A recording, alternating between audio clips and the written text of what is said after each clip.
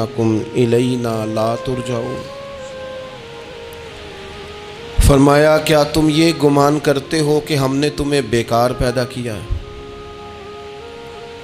और क्या तुम ये समझते हो कि तुम्हें पलट कर हमारी तरफ नहीं आना। अल्लाह तबारक व तआला ने जो चीज़ भी पैदा की, जहाँ भी पैदा की, बड़ी हिकमतों के तकाज़ों के तहत पैदा की।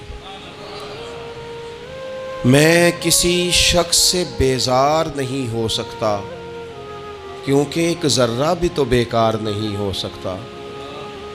अल्लाह ने हर चीज़ को कमाल हुस्न के साथ दुनिया में पैदा किया, और इंसान तो अशरफुल मखलूक़ात है। ये तो अल्लाह ताला की तख्लीक का शाहकार है। अल्लाह ताला ने इसे बड़ी राहनाइयों के साथ, बड़ी हिकमतों के साथ, बड़े करम के साथ पैदा फरमाया।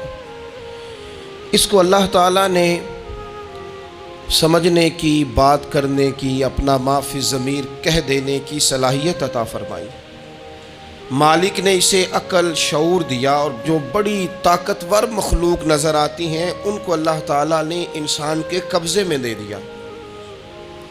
कितना बड़ा हाथी होता है लेकिन एक छोटा सा बच्चा उसे लिए फिरता है। कितना बड़ा ऊँट है, कितनी ताकत रखता है, लेकिन एक छोटा सा बच्चा उसके नाक में नकेल डालता है और उसे लेके घूमता है। अल्लाह तबारक व तआला ने इसे अशरफुल मखलूक़ात बनाया है।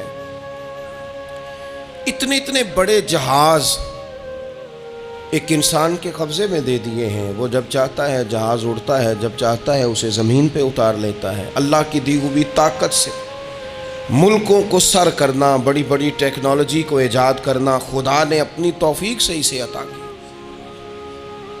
और फिर अगर वो मुसलमान है, फिर अगर वो हुजूर का ग़ुलाम है, तो फिर तो फरमाया कुंतुम खैरा उम्मतिन उखरिजत लिन्नास। इंसान सारी मखलूक में अफजल हैं, और मेरे महबूब का कलमा पढ़ने वाले सारे इंसानों में सबसे अफजल है। इनको अल्लाह ने और ज़्यादा फजीलतों से, बरकतों से माला माल किया। ये वो मखलूक है, ये वो लोग हैं, ये वो उम्मत है कि जो सिर्फ इरादा करती है नेकी का, करती नहीं। इरादा करती है तो अल्लाह नेकी करने का अजर अता फरमा भी देता है। ये अभी प्लान करती है कि मैं ये काम करूँगा तो रब इसका सवाब शुरू भी फरमा देता है। लेकिन पता नहीं क्या हो गया है लोगों को, नेकी के इरादे करने ही छोड़ते जा रहे हैं, नेकी की मंसूबा बंदी करनी ही छोड़ दी है, खैर के लिए प्लान करना ही छोड़ दिया है। बहुत सारा वक्त बेकार गुजरता है, बहुत सारा वक्त चौराहे पे गुजर गया, बहुत सारा वक्त गप्पों में गुजर गया। उम्र दराज मांग के लाए थे 4 दिन, 2 आरजू में कट गए, 2 इंतज़ार में। एक ढेर सारा तबका है जिससे पूछते हैं क्या कर रहे हो, वो कहते हैं बस कुछ भी नहीं, टाइम पास कर रहा हूँ। तो मैं कहता हूँ यार इतना फालतू टाइम कहाँ से आया जिसे पास करना पड़ा। मैं बोर हो रहा हूँ, तो मैं कहता हूँ बोर होने के लिए वक्त कहाँ से लिया आपने। आप तो मुसलमान हैं, आपका तो वक़्त शरीयत ने बड़ा कीमती कर दिया है। आप तो 1 मिनट में 3 बार सूरह इखलास पढ़ सकते हैं। आपको तो ज़रा सा वक्त मिले तो आप जाके 2 रकअत नमाज की नीयत बांध सकते हैं। आपको तो थोड़ा सा वक्त मिले तो आपके तो नबी पाक अलैहिस्सलाम ने यहाँ तक हमारी तरबियत कर दी, हमारे हुजूर फरमाने लगे तुम कांटा उठा सकते हो ना गली से, तो वही उठा देना, उस पर भी रब सदके का सवाब अता करेगा। तो यहाँ तो कांटों से भरी हुई गलियाँ हैं। मेरे नबी पाक ने तो फरमाया था किसी मोमिन को बस खुश कर देना, वो चाहे लम्हे के लिए ही हो, उसके दिल में राहत डाल देना, उसे तसल्ली दे देना, रोते हुए या के आंसू पूंछ देना, उसको कह देना मैं तेरे साथ हूँ। फरमाया मोमिन के दिल में तुमने खुशी दाखिल कर दी तो 60 साल नफल पढ़ने से अल्लाह तुम्हें ज़्यादा सवाब अता कर देगा। तो ये फारिग बैठने का वक्त कहाँ से आया, ये बोर होने का टाइम कहाँ से आया। हमने अपने आप को बेकार कर लिया है, और रब ने नहीं बेकार पैदा किया, हमने बेकार कर लिया। हमने अपने आप को जंग लगा लिया। मिल्लत का वो जवान जिसको चाहिए था कि वो ख़ानदान के 20, 50, 60 लोगों को लेकर चलता, किफ़ालत करता, नुमाइंदगी करता, आगे बढ़ के कहता मैं हूं ना, घबराना ना। वो नौजवान खुद दुख सुनाता है रो रो के, वो मजबूरियां सुनाता है, वो कच्ची कच्ची बातें करता है, वो कहता है मुझे काला जादू हो गया है, وہ کہتا ہے فلانے کی نظر لگ گئی ہے، وہ کہتا ہے چچا نے آگے نہیں جانے دیا، وہ کہتا ہے میں ابا جی نے صحیح تقسیم نہیں کی تو میں پیچھے رہ گیا۔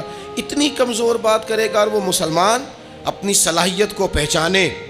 حضرت سعدی شیرازی کے پاس ایک شخص نے بیٹھ کے اپنے دوستوں کی غلطیاں گنوانی شروع کر دی، ان میں یہ بھی غلطی ہے، یہ بھی غلطی ہے، یہ بھی غلطی ہے، یہ بھی غلطی ہے، یہ بھی غلطی ہے۔ تو حضرت سعدی ہنس پڑے، فرمانے لگے اور یاد رکھ تیرے سجن بڑے ہی برے ہیں، اور پانی بڑا بھی گندا ہو نا تو آگ بجھانے کے کام پھر بھی آ جایا کرتا ہے۔ کوئی تو خوبی ان میں تلاش کر لینا، پانی بڑا بھی گدلا ہو تو آگ تو بجھاتا ہے کہ نہیں بجھاتا۔ ہمارا یہ مزاج بن گیا ہے کہ ہم اپنی صلاحیتوں سے کام ہی نہیں لیتے، ہمیں پتہ ہی نہیں ہم کیا کر سکتے ہیں۔ میرے رسول پاک صلی اللہ علیہ وسلم کا کمال یہ ہے کہ حضور نہ انسان کی صلاحیتیں اجاگر کر دیتے، محبوب اجاگر کر دیتے، حضور اندر جذبہ پیدا کر دیتے۔ اس طرح کا وہ اقبال کہتے ہیں کہ تمہارا وقت کا امام وہ نہیں ہوتا جو تمہیں کہے حالات بڑے خراب ہیں، اس قوم کا کچھ بھی نہیں ہو سکتا، اس ملک کا کچھ بھی نہیں ہو سکتا، فلانا ادارہ بھی خراب ہو گیا، فلانا بندہ بھی کرپٹ ہو گیا، فلانا بھی دنیا دار ہو گیا، پیر بھی خراب ہو گئے، مولوی بھی خراب ہو گئے، سیاستدان بھی خراب ہو گئے، اور بیوروکریٹس بھی خراب ہو گئے، اور تاجر بھی خراب ہو گئے، اور فلانی برادری یہ ظلم کرتی، فلانا قبیلہ یہ ظلم کرتا ہے، فلانے شہر کے لوگ، اسی چکر میں صرف مایوسیاں پھیلانی ہیں، کبھی خیر کی بات ہی نہیں کرنی۔ لیکن اقبال کہتے ہیں کہ ہے وہ تیرے زمانے کا امام برحق جو تجھے حاضر و موجود سے بیزار کرے اور موت کی شکل میں دکھلا کے تجھے جلوہ یار زندگی تیرے لیے اور بھی دشوار کرے، وہ تیرے اندر رمق پیدا کرے۔ آج جو حاجی غار سور پہ جاتے ہیں تو یہ لوگ پانی کی بوتل ان کی بغل میں ہوتی ہے، رستے میں 3-4 جگہ بنی ہوئی ہیں، پانی پئیں، چائے پئیں، جوس پئیں، بندوبست ہے، آپ کے کھانے پینے کے لیے آپ چیزیں خرید سکتے ہیں۔ اوپر جائیں تو وہاں بھی سارا کچھ بیٹھنے کا بہترین اہتمام ہے۔ جب حضرت صدیق اکبر گئے تھے تو دن کو نہیں گئے تھے، رات کو گئے تھے، اور جناب اسماء بنت ابی بکر جب رات کو کھانا لے کے جاتی تھی تو وہاں تو دن کو آج بھی 1400 سال کے بعد بھی آبادی کوئی نہیں۔ اس وقت کیا منظر ہوگا، اور اب رستہ بن گیا تھا، اب تو رستہ بھی نہیں تھا۔ تو حضرت اسماء کہتی ہیں میں اکیلی روٹی پکاتی تھی، پھر اسے باندھتی تھی، پھر میں یہ نہیں کہ 2-4 میرے ساتھ ساتھی چلو تو پھر غار سور پہ چلتے ہیں، لوگ تو یوں جاتے ہیں نا۔ فرماتی میں دیکھتی تھی ادھر ادھر کہ کوئی ہے تو نہیں، دیکھ تو نہیں رہا۔ جب کوئی نہیں ہوتا تھا تو رات کو جاتی تھی اور غار پہ کھانا دے کے آتی تھی، اور حضرت صدیق اکبر نے حضور کو کندھوں پہ بٹھا کے کہا تھا حضور پتھر نکیلے ہیں، ان کی نوک تیز ہے، کہیں مقدس قدموں کو تکلیف نہ دیں، اگر مہربانی کریں تو میرے کندھوں پہ نہیں بیٹھ جاتے۔ حضور حضرت صدیق اکبر کے کندھوں پہ بیٹھ گئے۔ درویش کہنے لگے پباں پہاڑ قدم نہیں جے لاؤندا تے سور پہاڑ تے چڑھیا جاندا، او پیا جاندا جے یار نبی دا، اے اصلی دلدار نبی دا، او پیا جاندا جے یار نبی دا، اے اصلی دلدار۔ اپنے اندر جذبہ پیدا کریں، ہم کچھ کر سکتے ہیں۔ غریب ساری زندگی دکھ ہی سنائے گا کہ میں غریب ہوں، اس نے محنت کب کرنی ہے، جد و جہد کب کرنی ہے، اس نے آگے کب پڑھنا ہے، وہ کب تک یہ کام کرے گا۔ اپنی زندگی کے اندر شعور پیدا کریں اور اپنی صلاحیت سے کوئی نفع لیں۔ آپ کیا کر سکتے ہیں زندگی میں؟ میں نے کہا کچھ نہیں کر سکتے، گلی سے روڑا تو اٹھا سکتے ہیں کہ نہیں؟ کچھ انقلاب اپنے مزاج میں پیدا کریں، کچھ تبدیلی پیدا کریں۔ اس کے لیے سب سے زیادہ ضروری یہ ہے کہ ہم اپنے اندر اخلاقی تبدیلی لانے میں کامیاب ہو جائیں۔ کائنات میں ایک قوم وہ سمجھتی ہے جن کا اخلاق سنور جاتا ہے، اور جو لوگ اپنے اندر اخلاقی تبدیلی نہیں نہ لاتے، آپ دیکھیں نبی پاک علیہ السلام کا انقلاب کس طرح کا ہے۔ عرب کے لوگ سمجھتے تھے کہ معاف کرنا بزدلی ہے، صبر کرنا بزدلی ہے۔ وہ کہتے تھے یہ کیا بات ہوئی، ہمارا دشمن کیا سمجھے گا کہ بزدل ہے، انہوں نے معاف کر دیا ہے۔ وہ کہتے تھے معاف کر دیں تو کمزور پڑ جائیں گے، سامنے والا کہے گا کہ ان کے پلے کچھ نہیں، معاف کر دیا۔ اور ہمارے زمانے میں آج معاف کمزور آدمی کرتا ہے، طاقتور آدمی معاف نہیں کرتا۔ وہ جس کے پاس طاقت نہیں ہوتی وہ کہتا ہے ٹھیک ہے میں نے اللہ پہ چھوڑ دیا، حالانکہ اس نے بھی اچھا کیا، پر کمال تو یہ ہے کہ تیرے پاس ساری طاقت ہو پھر بھی تو فیصلہ اللہ پہ چھوڑے۔ اور حضرت موسیٰ کلیم اللہ علیہ السلام نے عرض کیا تھا مالک تیرے بندوں میں تیری نظر میں معزز کون ہے؟ تو رب کریم نے فرمایا میرے کلیم جس کے پاس بدلہ لینے کی طاقت ہو پھر بھی معاف کر دے وہ رب کی نظر میں بڑی عزت والا ہے۔ عرب کے لوگ سمجھتے تھے یہ بزدلی ہے کہ میں معاف کر دوں، لیکن حضور نے ان کو اخلاقی طور پہ بدل دیا، اور نبی پاک نے فرمایا معاف کرنا بزدلی نہیں، یہ تو اعلیٰ ظرفی ہے۔ تو پھر کس طرح بھلا معافی ان کو ہوئی؟ فتح مکہ کے دن حضور نے اس طرح نہیں معاف کیا کہ پہلے ہمارے ہاں بھی لوگ معاف کرتے ہیں تو ہم پتہ کس طرح معاف کرتے ہیں، پہلے ساری اس کی زیادتیاں گنواتے ہیں۔ پتہ ہے نا تو نے اس وقت کیا کہا تھا، یاد ہے نا تو بڑی ڈینگے مارتا تھا، یاد ہے نا تو بڑی بڑکے مارتا تھا۔ عرب کے لوگ سارے سامنے کھڑے ہیں، پتہ کون کون ہے؟ اکرمہ بن ابو جہل آخری دن تک لڑے، ابو سفیان آخری دن تک لڑے، سارے لوگ سامنے کھڑے، کچھ بھاگ گئے ہیں جان بچا رہے ہیں۔ حضور نے کیا فرمایا؟ فرمایا پتہ تمہارے ساتھ آج سلوک کیا کرنا ہے؟ یا رسول اللہ بتائیے۔ تو نبی پاک نے فرمایا وہی کرنا ہے جو جناب یوسف نے بھائیوں کے ساتھ کیا تھا، بات ہی کوئی نہیں کرنی، پچھلا قصہ چھیڑنا ہی نہیں، نہ کانٹے بچھانے کی بات کرنی ہے، نہ روڑے مارنے کی کرنی ہے، نہ بدر میں آنے کی کرنی ہے، نہ احد میں پتھر مار کے دانت شہید کرنے کی بات کرنی ہے، نہ خندق کی بات کرنی ہے، نہ خیبر کی کوئی بات۔ جاؤ نہ معاف کیا، بات ہی کوئی نہیں کرنی، معافی دے دی۔ ابو سفیان کہنے لگے حضور مجھے بھی معافی ہے۔ سونیا تیرے کرم پہ قربان جاؤں۔ میرے کریم فرمانے لگے تو قبیلے کا سردار ہے، مکہ شریف کے لوگ تجھے بڑا سمجھتے ہیں، دیکھ حضور معاف بھی کرتے ہیں اور عزت بھی دیتے ہیں۔ فرمایا جا میں نے تجھے معاف کیا، اور جو تیری حویلی میں آ کے پناہ لے لے گا میں اسے بھی معاف کر دوں گا، اسے بھی معافی مل جائے گی جو تیرے گھر آ جائے گا۔ اب تبدیلی آ گئی، وہ جو اندر کفر تھا وہ ٹوٹ گیا، انقلاب آ گیا۔ یہی ابو سفیان جو کل تک مخالفت میں لڑتے تھے پھر یہ حضور کے ساتھ جنگوں میں جاتے، اور اس طرح جاتے کہ حضور گھوڑے پہ بیٹھے اور جناب ابو سفیان نے گھوڑے کی لگام تھامی، ہر میدان میں گئے، ہر جگہ خدمت کی۔ اکرمہ بن ابو جہل کا پتر ہے، کوئی کسر نہیں چھوڑی اس نے، حد کر دی، ہر جگہ لڑا، ہر مقام پہ۔ لیکن فتح مکہ کے موقع پر یہ بھاگ گیا تھا، جان بچا کے چھپ گیا۔ اس کی بیوی آئی، آگے کہنے لگی سونیا میرے چھوٹے چھوٹے بچے ہیں، مجھے پتہ چلا ہے کہ میرے شوہر کے لیے آپ نے ڈیتھ وارنٹ جاری کر دیے ہیں کہ جہاں ملے مار دیا جائے، صحابہ نے یہ اعلان کیا ہے، وہ سخت مجرم ہے، اس کے لیے سخت آرڈر جاری کیا گیا ہے۔ تو کریم کیا فرمانے لگے؟ حضور فرمانے لگے تو کیا چاہتی ہے؟ میں کوئی آپ کو قصہ تو نہیں نہ سنا رہا، خدا را مہربانی کریں، تھوڑا سا دل بڑا کریں، تھوڑا سا۔ وہ ساس کہتی ہے جی میں کیویں معاف کر دیاں جی، تو انہوں پتہ نہیں پیر صاحب میرے اندر زخم کنے نے، مثلا کیا ہے، گولی مار دی ہے کسی نے کسی کو۔ بہو سے کہیں تو کہتی ہے جی میں معاف کر دوں، اس کو معاف کر دوں، آپ کو بتاؤں اس نے تکلیف کتنی دی۔ مہربانی کرو ایک دوسرے کو معاف کرو، اپنے دل میں گنجائش پیدا کرو۔ اس بندے کی بات ہو رہی ہے جو باپ سے لگا ہوا ہے مخالفت کرنے، ابے نے بھی ظلم کیے، اس نے بھی کیے۔ حضور اس کی بیوی سے کہتے ہیں کیا چاہتی ہے؟ کہنے لگی حضور معاف کر دیں اسے۔ تو نبی پاک صلی اللہ علیہ وسلم نے فرمایا ٹھیک ہے، یہاں تو معافی کا دروازہ تو سب سے زیادہ کھلا ہوا ہے، تو کہتی ہے تو چلو ٹھیک ہے معاف کیا، ہو گئی بات۔ اس نے جا کے جہاں چھپا ہوا تھا اسے کہا اکرمہ حضور نے تجھے معاف کر دیا۔ کہنے لگا کوئی کرنے والی بات کر، وہ معاف کرتے ہیں مجھے پتہ ہے، بڑا کرتے ہیں، پر جو میں نے کیا ہے وہ معافی والا نہیں۔ مجھے معافی ہو سکتی ہے، یہ کیسے ہو سکتا ہے، یہ کیسے ہو گیا، ہو ہی نہیں سکتا۔ اس کی بیوی پھر آئی، کہنے لگی حضور وہ مانتا نہیں، یہ تاریخ صرف میرے رسول کی ہے، یہ سیرت صرف میرے رسول کی ہے، کہ جس کو معاف کیا جا رہا ہے اس کی سمجھ میں بات نہیں آ رہی کہ بھلا مجھے معاف کر دیا ہے۔ حضور کہتے ہیں اچھا تو بتا وہ کیسے مانے گا؟ کہنے لگی حضور اگر کوئی نشانی دے دینا، عرب کے لوگ تلوار دے دیتے تھے، زرہ دے دیتے تھے، پگڑی دے دیتے تھے، چھڑی دے دیتے تھے، یہ دلیل ہوتی تھی کہ فلاں نے نشانی دے دی۔ اگر کوئی مل جائے نا نشانی، محبوبہ اس طرح تو کوئی نہیں کرتا جیسے آپ کرتے ہیں۔ کریم نے اپنے سر سے پگڑی اتاری اور فرمایا میری پگڑی بطور علامت کے نشانی کے لے جا، اسے کہہ دے میں نے معاف کیا۔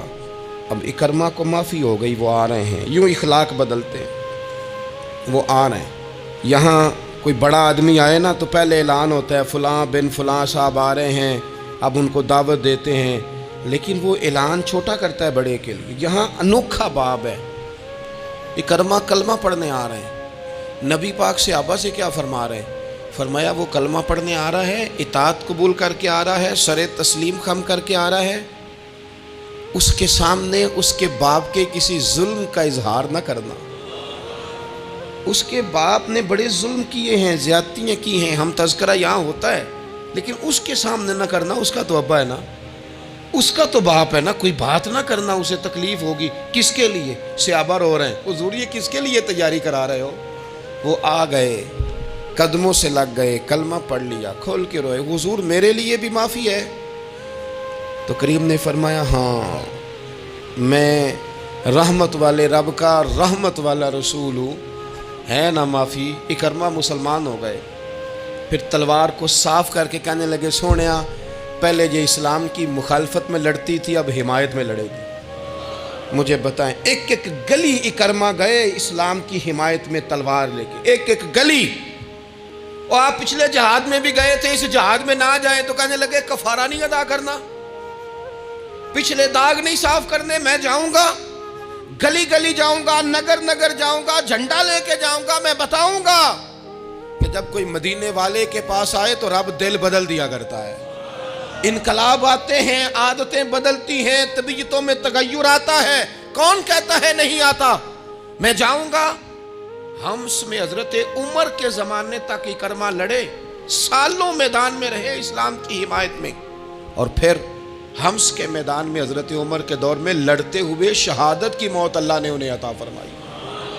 یہ آپ دیکھیں حضرت خالد بن ولید کون ہے؟ کہنے لگے حضور میں تو بڑی شدت سے اسلام کے خلاف لڑتا تھا، میری غلطیاں بھی معاف ہو جائیں گی. تو حضور فرمانے لگے اسلام پچھلے سارے معاف کرا دیا کرتا ہے. نئی زندگی کا آغاز ہو جاتا ہے، نئی زندگی کا آغاز ہوتا ہے. حضور نے فرمایا جو رمضان میں عبادت کر لے نا، ایمان کے ساتھ رمضان میں عبادت کر لے، اللہ اس کے پچھلے سارے ہی معاف فرما دیتا ہے. اب وہ نئی زندگی کا آغاز کرے.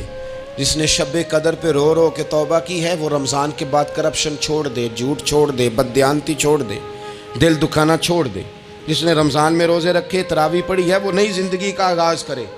خدا کی رحمت سے گناہ معاف ہو گئے، اب وہ آگے بڑھے. نبی پاک علیہ السلام نے فرمایا جو اللہ کے گھر کا حج کار آیا وہ اس طرح ہے جس طرح آج ماں کے پیٹ سے پیدا ہوا ہے. اب نئی زندگی کا آغاز کرے، اب وہ اپنی عادات میں تبدیلی لائے، اب وہ بدل جائے. میں کس درد سے یہ بات آپ سے کروں کہ 50 لاکھ مسلمان ہر سال حج کرتا ہے. اگر 25 لاکھ کا کردار بھی ٹھیک ہو جائے تو سال کا 25 لاکھ با کردار مسلمان اگر دنیا کو دیا جائے تو بتائیے امت مسلمہ کا سر کتنا اونچا ہوگا. لیکن ہمارا حال وہی ہے کہ حج بھی کیتی جاندے ہو تے لہو بھی پیتی جاندے ہو، کھو کے مال یتیماں دا تے بھیج مسیتی جاندے ہو، پھٹ دلاں دے سیندے نہیں تے ٹوپیاں سیتی جاندے ہو، نفس تے چھری پھیر دے نہیں دمبے کیتی جاندے ہو، فرض پلائی بیٹھے ہو، نفلاں نیتی جاندے ہو، او دسو تے سی بلے شانو ایک ہی کیتی جاندے ہو. بات وہی ہے کہ کعبے گئے، مدینے گئے، کربلا گئے، جیسے گئے تھے گھوم پھر کے ویسے ہی آ گئے. کچھ تبدیلیاں اپنے مزاج میں لائیں، اپنی عادات میں لائیں. حضرت خالد بن ولید نے کہا حضور سارے گناہ معاف ہو گئے. فرمائے ہو گئے. حضرت خالد بن ولید نے پھر اپنی تلوار تھامی اور جناب خالد بن ولید پھر اس طرح میدانوں میں نکلے کہ نبی پاک نے فرمایا اب یہ خالد نہیں، یہ تو سیف اللہ ہے، یہ تو اللہ کی تلوار بن گیا ہے. اس جذبے سے، شوق سے اپنے مزاج کو تبدیل کر کے اس طرح میدان میں آئے. فرمایا اب یہ اللہ کی تلوار ہے. پورا وجود زخمی کرایا اور ساری زندگی اسلام کی حمایت میں تلوار چلائی. ہم بدل سکتے ہیں، تبدیلی آ سکتی ہے، ہمیں بدل جانا چاہیے. بہلول دانا سے کہا تھا ہارون رشید نے کہ مجھے کوئی نصیحت کر دے، میں بادشاہ ہوں، سخت دل ہو جاتا ہے کئی دفعہ. تو حضرت بہلول دانا کہنے لگے میں کیا نصیحت کروں، آپ کا باپ کہاں ہے؟ کہنے لگے قبرستان میں. کہا ایک بڑا بھائی بھی تھا، بڑا پیار کرتا ہے، سنا آپ سے، کہاں ہے؟ کہا قبرستان میں. تو کہا وہ ایک چچا زاد بھی آپ کے ساتھ میں نے دیکھا ہے. کہا وہ بھی قبرستان میں. یاد کرانا شروع کیا حضرت بہلول نے. فرمایا وہ ننہال والے، ددہال والے، وہ ماموں، وہ چاچو کا سب قبروں میں. آخری جملہ کہا، فرمایا تیرا ایک پتر بھی تھا، چڑھتی جوانی تھی، قد اونچا تھا، رنگ گورا تھا. ہارون رشید رو پڑے، کہنے لگے حضور وہ بھی قبرستان میں. تو فرمایا جس نے اتنے جنازے پڑھے ہوں اسے میں نصیحت کروں؟ تیرا کیا خیال ہے، تو نے نہیں جانا؟ یارو ہم نے اپنے کئی کلاس فیلوں کے جنازے پڑھے ہیں. بڑا پیار تھا میرا اپنی دادی کے ساتھ. تو 97 میں وہ انتقال کر گئیں. دادا ابو چلے گئے، اماں جی چلی گئیں، ابا جی چلے گئے، نانا چلے گئے، پھپھا چلے گئے، دوست چلے گئے. یہاں پچھلے سال کئی سنگی تھے، اس سال نظر نہیں آتے، رخصت ہو گئے. او سنگیو، یہ تو ساری تیاری ہے، ہم نے بدلنا کب ہے؟ اب تو ہمارا بڑھاپا آنے کو ہے، اب تو بال سفید ہونے کو. تبدیلی کس وقت؟ اللہ تعالیٰ نے قرآن مجید فرقان حمید کے اندر فرمایا اللہ ولی الذین آمنوا یخرجہم من الظلمات الی النور. اللہ مومنوں کا ولی ہے، وہ انہیں اندھیروں سے نور کی طرف نکالتا ہے، وہ رستہ دکھاتا ہے. بار بار راہ کھلتی ہے ہمارے سامنے پر ہم قبول کرنے کو تیار نہیں ہوتے. کچھ تبدیلی اب آ جائے، کچھ زبان میں مٹھاس آ جائے، کچھ ہمارے عمل میں پختگی آ جائے. ہم نہ بہت سارے کام لوگوں کو دیکھ کر کرتے ہیں، اس سے تھوڑی جان چھڑائی جائے. کچھ اپنے اندر جو قباہتیں ہیں کچھ اپنے ساتھ جنگ کی جائے. نبی پاک علیہ السلام نے فرمایا افضل جہاد اپنے نفس سے لڑائی کرنا ہے. اپنے آپ کے ساتھ کچھ جد و جہد کی جائے، کچھ اپنے خلاف بھی چلا جائے. ساری زندگی دوسروں سے لڑتے، دوسروں پر اپنی غلطیوں کا بوجھ ڈالتے گزر گئی، کچھ اپنے نفس پر بھی. حضرت بایزید بستامی سے کسی نے کہا حضور میں نے اللہ تک جانا ہے، رستہ بتا دیں. فرمایا 2 قدم کا رستہ ہے. فرمایا 1 قدم اپنے نفس کی خواہش پہ رکھ لے تو دوسرا قدم تیرا رب تک پہنچ جائے گا. تو اپنے آپ کو کنٹرول نہیں نہ کرتا، اپنے آپ سے تو لڑ پہلے. اقبال کہتے ہیں ڈھونڈتا پھرتا ہوں اے اقبال اپنے آپ کو، آپ ہی گویا مسافر آپ ہی منزل ہوں میں. نبی پاک نہ تبدیلی کرتے. یہ جو لوگ کہتے ہیں نا کیسے بدلوں، تو حضور بدلنے ہی تو آئے ہیں.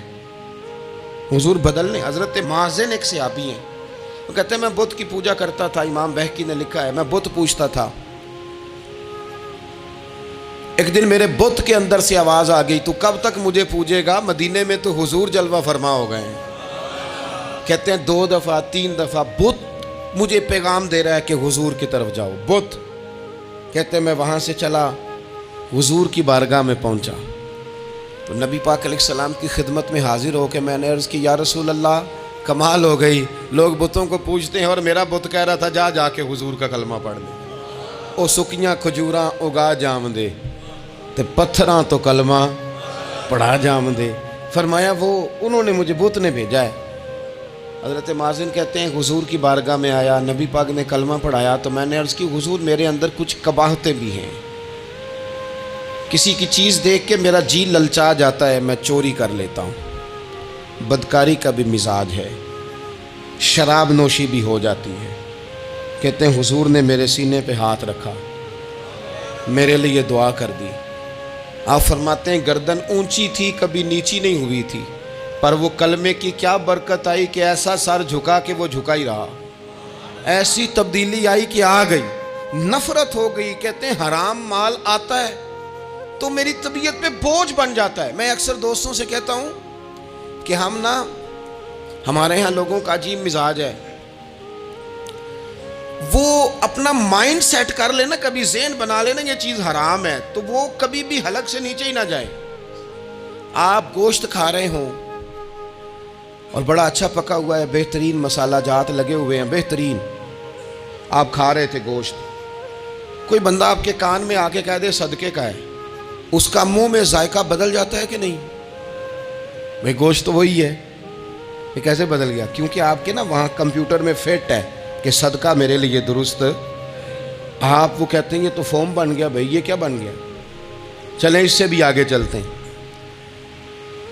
آپ کھا رہے تھے گوشت اور بڑا لطف آ رہا تھا تو کسی نے کہہ دیا کہ یہ تو جانور ٹھیک ہی نہیں تھا، بیمار تھا یا حرام تھا، ذبح ہی نہیں کیا تھا، صحیح طور پر ایسے ہی اس کو پکا دیا، مر گیا تھا.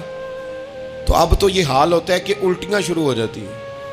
کیوں اس لیے کہ نفیس طبیعت پر نہ صدقے کا گوشت فٹ ہوتا ہے نہ حرام فٹ ہوتا ہے، کیونکہ طبیعت نفیس ہے نا. بس اس بات کو سمجھ لیں، جس طرح حرام بکرا طبیعت پہ فٹ نہیں نہ ہوتا، اس طرح کروڑ حرام بھی طبیعت پہ فٹ نہیں ہونا چاہیے. 2 کروڑ بھی حرام آ جائے تو فٹ.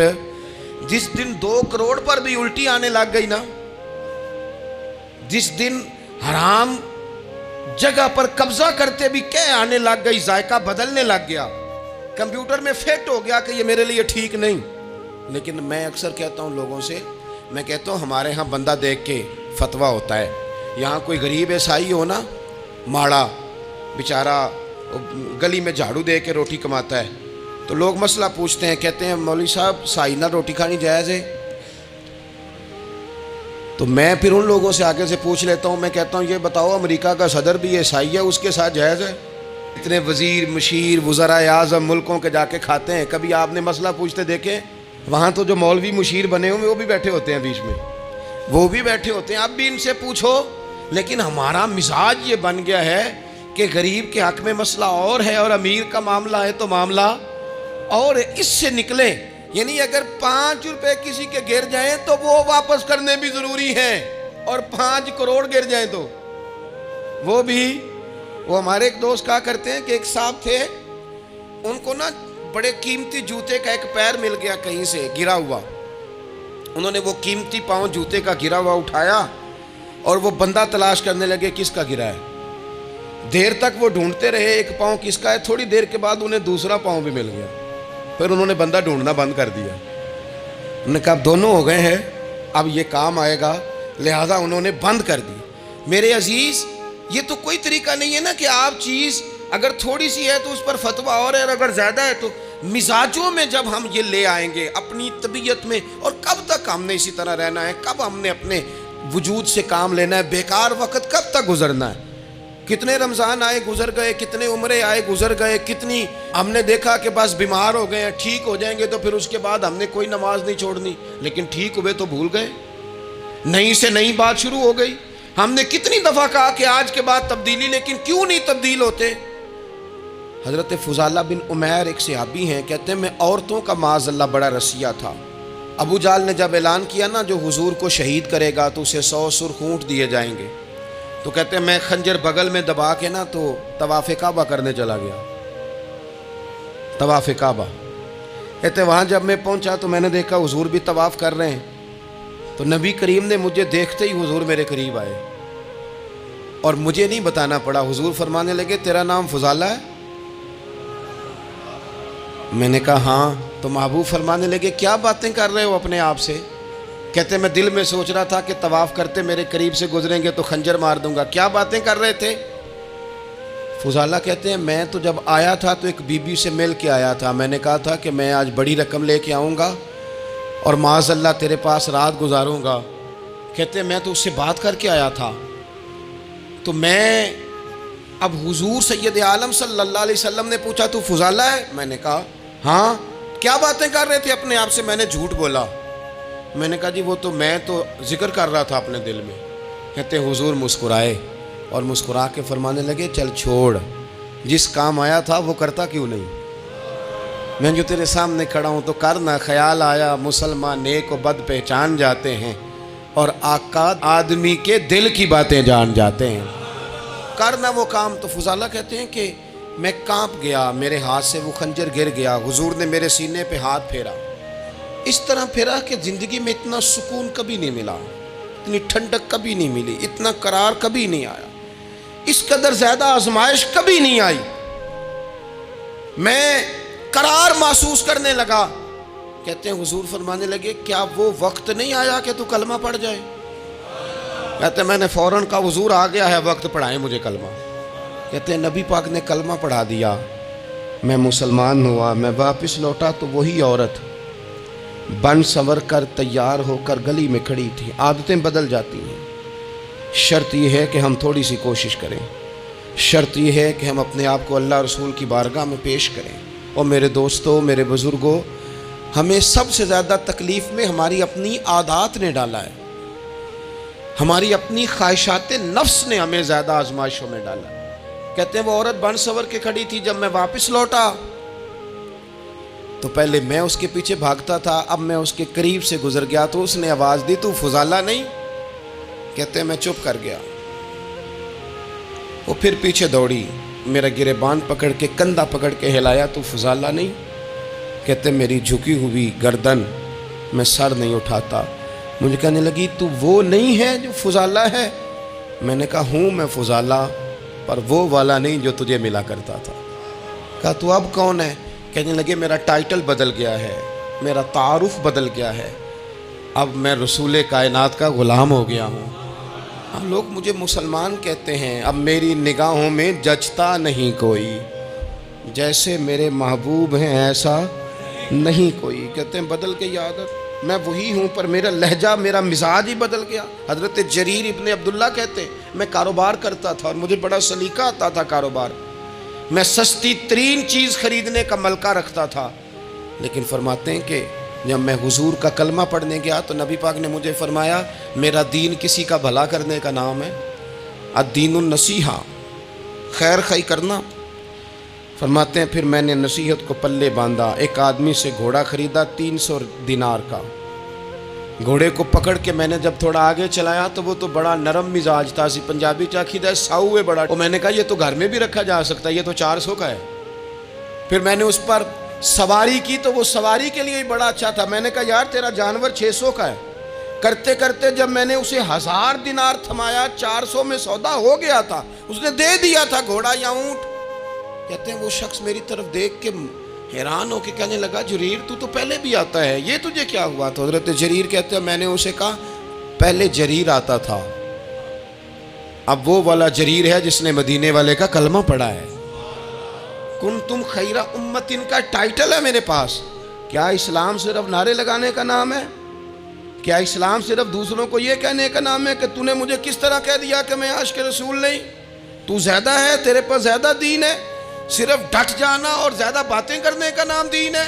اپنے اندر ایک ایک کر کے غلطیوں کو چھوڑیں، آج کچھ عہد کریں کہ ہم نے فلاں فلاں گناہ سے جان چھڑانی، اپنے اندر کچھ تبدیلیاں لائیں، اور کسی کو بتانے کی ضرورت نہیں، ہمارا اور ہمارے رب کا معاملہ ہے۔ اکیلے میں بیٹھ کے اللہ کے حضور عہد کریں، اکیلے میں بیٹھ کے۔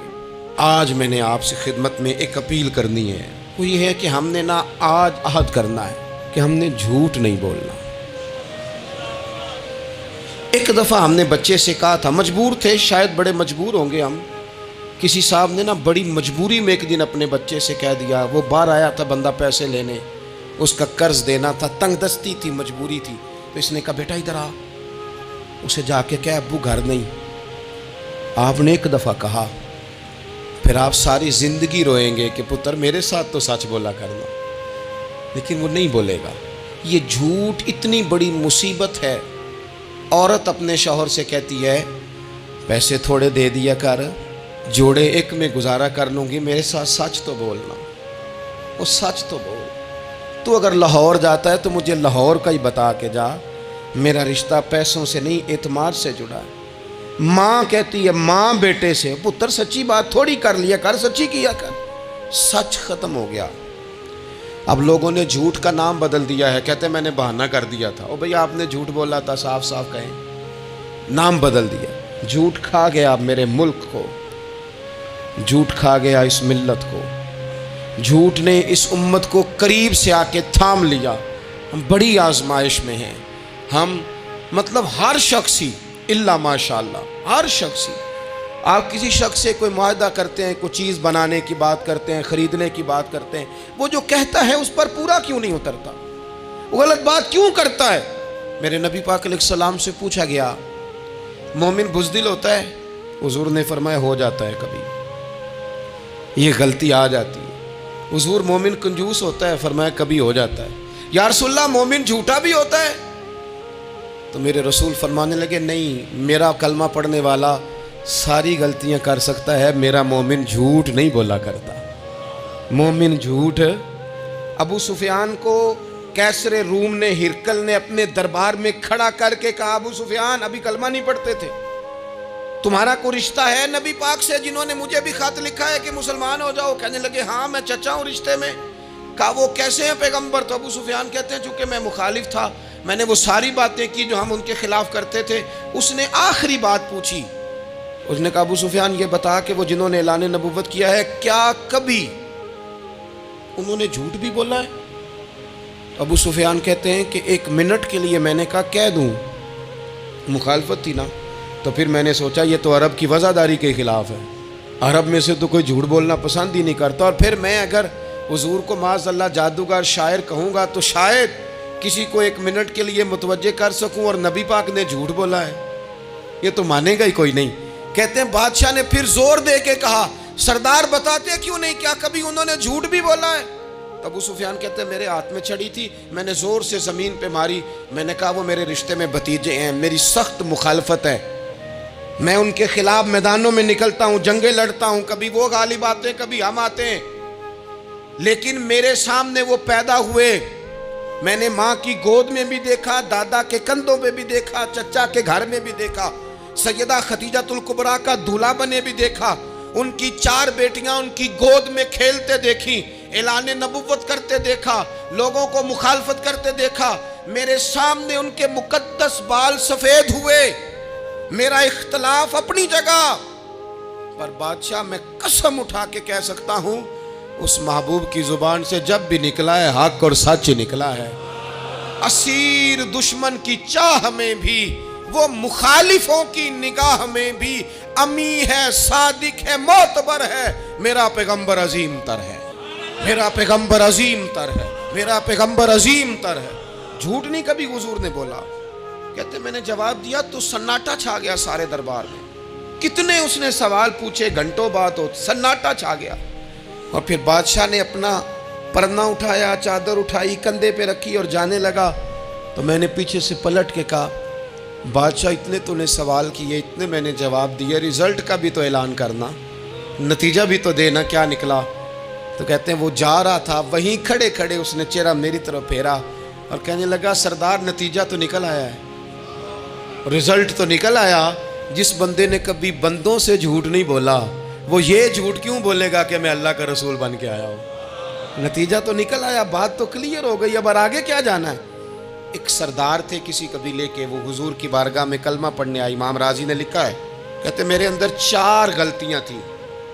میں شراب بھی پیتا تھا, چوری بھی کرتا تھا, بدکاری بھی کرتا تھا معاذ اللہ, اور جھوٹ بھی بولتا تھا. حضور کی بارگاہ میں آیا, عرض کی یا رسول اللہ بچپن سے لے کر یہ بیماریاں لگ گئیں, بڑی کوشش کی, ابا نے بڑا مارا, لوگوں نے بڑا کہا, چھوٹی نہیں, اور میں چھوڑ سکتا بھی نہیں. ان کا خیال تھا نا جس طرح ہمارا خیال ہوتا ہے فلانی چیز نہیں چھوڑ سکتے, میں چھوڑ سکتا بھی نہیں. حضور ایک چھوڑ سکتا ہوں, ایک چھڑوا لیں آپ اور کلمہ پڑھا دیں. حضور نے فرمایا بالکل ٹھیک ہے تو ایک چھوڑ دے. یا رسول اللہ کون سی؟ فرمایا جھوٹ نہیں بولنا. جھوٹ, وہ شراب بھی پیتے ہیں, وہ کہتے ہیں میں بدکاری بھی کرتا ہوں, چور بھی ہوں. حضور نے کیا فرمایا؟ جھوٹ. کیا ان سارے کاموں سے زیادہ سخت تھا حضور نے اس سے منع کیا؟ جھوٹ نہیں بولنا بھائی. کہتے ہیں سونے وعدہ ہو گیا. سیدھے سادے آدمی تھے, دیہاتی سردار تھے, گھر چلے گئے. کہتے ہیں جب وہ شراب کے قریب جانے لگا تو دل میں خیال آیا کہ حضور کے پاس شراب پی کے جاؤں گا, اگر کسی نے پوچھا کہ پی ہے تو جھوٹ تو بولنا نہیں, سچ بولوں گا تو حال کیا ہوگا بھلا, وہاں کیفیت کیا ہوگی کہ میں شراب پی کے یہاں آتا ہوں حضور کی بارگاہ میں, مجھ پہ تو حد لگے گی. کہتے ہیں لہذا شراب بھی چھوڑ دی, اٹھا کے ماری دیوار کے ساتھ. کہتے ہیں میں چوری کی طرف ہاتھ بڑھانے لگا تو میں نے کہا صبح اگر کسی نے پوچھا کہ میری چوری کس نے کی ہے, جھوٹ بولنا نہیں, اور اگر سچ بولا تو سوسائٹی میں عزت کیا رہے گی؟ دفع کرو, جو اللہ نے روکھا سوکھا دیا وہی ٹھیک ہے. کہتے ہیں گلی سے گزر رہا تھا, اس عورت نے پھر آواز دی, اس کی طرف جانے لگا اور قریب گیا تو وہ پوچھتی ہے سنا ہے تو نے کلمہ پڑھ لیا ہے؟ کہتے ہیں تڑپ گیا, درد سے آنسو چھلکے, اگر میں اس سے جھوٹ بولوں تو حضور نے منع کیا ہے, اور سچ بولوں تو یہ کیا سوچے گی؟ کلمہ پڑھ کے مسلمان ہو کے حضور کا غلام ہو کے یہ انداز ہے. کہتے وہاں سے بھی آ گیا, آ کے نا پیچھے ہو کے بیٹھ گیا, پیچھے حضور تقریر کر رہے تھے, پیچھے ہو کے بیٹھ گیا. غور سے حضور کا چہرہ دیکھ رہا ہوں, غور سے دیکھتا جا رہا ہوں. دنیا کہیں اور دیکھ رہی ہے اور میں حضور کا چہرہ دیکھ رہا ہوں. سر سے لے کر پاؤں تک تنویر ہی تنویر ہے، جیسے منہ سے بولتی قرآن کی تفسیر ہے۔ سوچتی تو ہوگی دنیا مصطفیٰ کو دیکھ کر، بھلا وہ مصور کیسا ہوگا جس کی یہ تصویر ہے۔ کہتے میں غور سے چہرہ دیکھ رہا ہوں، حضور کی خدمت میں گیا سلام لینے تو محبوب نے مسکرا کے دیکھا تو میں نے کہا سونیا قربان جاؤں، میرا ایک جھوٹ چھڑوایا ہے، میری ہر شے چھوٹ گئی ہے، ختم ہو گیا سارا کچھ ہی۔ یہ مہربانی ہو جائے گی انشاءاللہ۔ اپنے آپ سے بات کریں، کوشش کریں کہ ہم نے زندگی میں جھوٹ نہیں بولنا، آپ سچ بولیں۔ میری ملک کے لیڈر اگر قوم کو صرف سچ بتائیں، ہمارے پاس کیا ہے، ہم کتنا سروائیو کر سکتے ہیں، کہاں تک جا سکتے ہیں، آپ یقین کریں قوم کا اعتماد قائم رہے۔ اگر ہم اپنے بچوں سے سچ بولیں، اپنے دوستوں سے سچ بولیں، اپنے محبت کرنے والوں سے سچ بولیں، ہمارا اعتماد نہیں خراب ہوگا، اعتماد قائم رہے گا۔ وہ ایک شخص نے آ کے کہا تھا نا، یا رسول اللہ میں 2 نمازیں پڑھوں گا، اگر آپ کہتے ہیں تو کلمہ پڑھتا ہوں، 5 نہیں پڑھ سکتا۔ فرمایا تو آ جا 2 ہی پڑھنا، لیکن یہ چھٹی صرف حضور دے سکتے ہیں اور نہیں کو دے سکتا۔ حضور نے فرمایا 2 ہی پڑھنا۔ صحابہ کہتے ہیں 2 نمازوں کی شرط پہ کلمہ پڑھا۔ پھر شارحین فرماتے ہیں وہ وقت بھی آیا کہ وہ تہجد بھی پڑھا کرتے تھے۔ آپ شروع تو کریں نا کسی کام کو، اپنے اندر چھوٹی چھوٹی تبدیلی پیدا کریں، اور بڑوں سے لے کر، مجھے ادب سے عرض کرتا ہوں، بعض نوجوان بھی شکایت کرتے ہیں، کہتے ہیں بزرگوں کو کہہ دیں کہ جلد باز نہ بنیں، جلدی غصے میں آ جاتے ہیں۔ میں بزرگوں سے بھی عرض کروں گا کہ تھوڑی نرمی، تھوڑی شفقت، مطلب زیادہ ڈانٹ ڈپٹ کرنے سے بھی تو چیزیں خراب ہی ہوتی ہیں نا، تھوڑا سا ظرف بڑھ۔ نوجوانوں سے کہوں گا کہ آپ جوان ہیں تو حوصلہ بھی تو جوان ہے نا، تو زندگی میں حوصلہ، تحمل، بردباری لائیں، اپنی عادات کو تھوڑا تھوڑا کر کے تبدیل کریں۔ اللہ تعالی ہمیں سمجھ عطا فرمائے۔